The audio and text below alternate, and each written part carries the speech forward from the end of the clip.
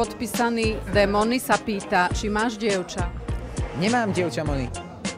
Či si na Skype. Som, ale v podstate tam nechodím. Nemáme vôbec teraz čas, ale po súťaži určite budem. Koľko máš približne plišákov od fanúšikov? Nikdy sme to nerátali, ale asi 10 vriec a to už sme asi 5 rozdali detičkám. Čo bola taká najoriginálnejšia vec, ktorú určite si necháš po skončení Superstar? Nechám si takého ružového, obrovského myšiaka, Mickey Mousea, takého obrovského, takého. Toho si určite nechám. A čo ti najviac vyrazilo dých, okrem plišákov? Trenky a väčšinou sú malé.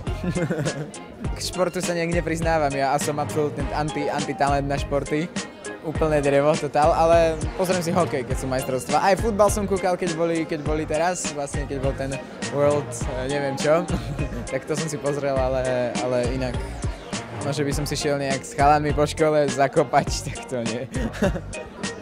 Koncerty určite budú, už teraz máme nejaké dátumy a či vydám CDčko, budem preto robiť všetko, pretože by som sa tým chcel nejak odďačiť tým ľuďom, ktorí ma tými SMS-kami dostali až sem, čiže pre nich to CDčko bude. Ako zvládaš slávu a vreskot fanúšičiek?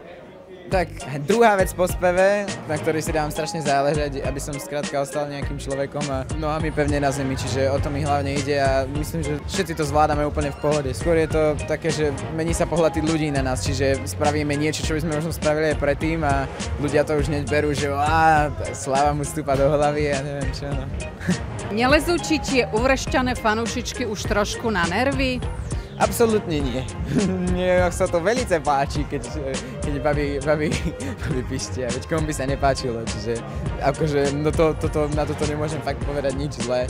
My si to strašne užívame všetci, vieme, že to nebude trvať na veky, čiže kedy by sme si to mali užívať, ak nie teraz.